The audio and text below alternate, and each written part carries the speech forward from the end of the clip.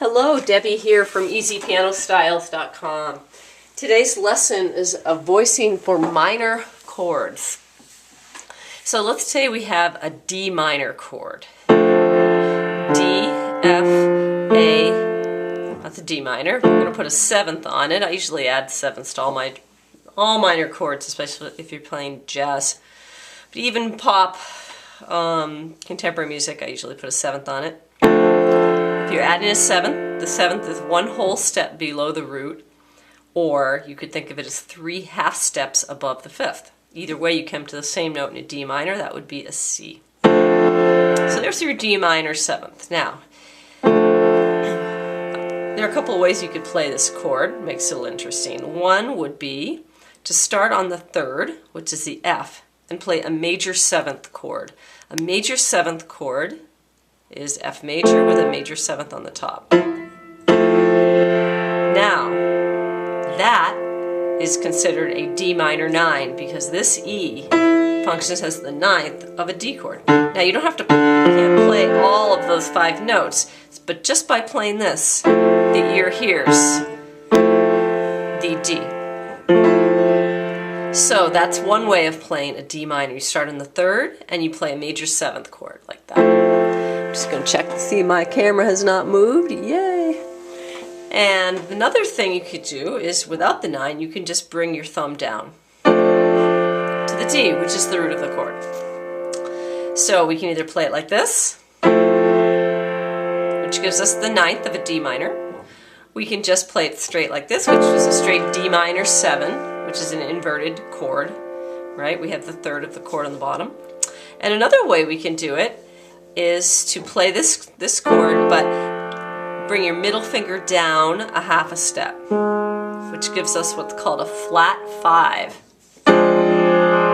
which usually works pretty well in chords. It depends on the chord, depends on the style of the song, but that's a really nice tension note, that flat, the flat 5 in a minor chord. So let's put this to use in another chord. Let's do an A minor. So we have an A minor. We can add the seventh, play it like this. Alright, now one voicing would be to start on the third of the chord, which is the C, play a major seventh chord. That's one way. That would be called an A minor 9. Another thing is we could move the thumb down so we have a straight A minor first inversion chord, A minor 7 first inversion chord, right? And the other way we could play it, the third way, is to play it with the flat 5. Okay? If we were doing something like Somewhere Over the Rainbow, we're starting on the C. Somewhere. I don't think you can see the A minor down there, so I'll just do it. I'll just do it up here where you can see it. Somewhere. Okay, instead of playing that, we could do where. There's our ninth. Or we could do somewhere.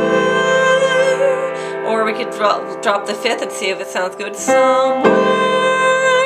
I kind of like that. And the next chord we have is an E minor. Over. Okay, let's do our tricks on E minor. The first one.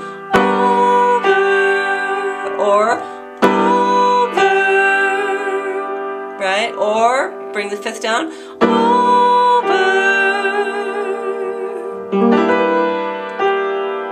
And it gives it a different sound, for sure, when you flat that 5, and that may be something you like, maybe something you don't like. Give that a shot. Okay, so those are our 3 different voicings for a minor. As a review, D minor, we started on the third of the chord, we built a major seventh. That's one voicing. We could just bring that thumb back down to the root of the chord, and that's basically a first inversion of the chord. That's our second voicing. And our third option would be to flat the 5, which is bringing the middle finger down a half a step. And that's it. Play around with that. That's all. Those are all ways to keep from playing just a stock root position chord. And we'll talk next time. Have a great day. Bye-bye.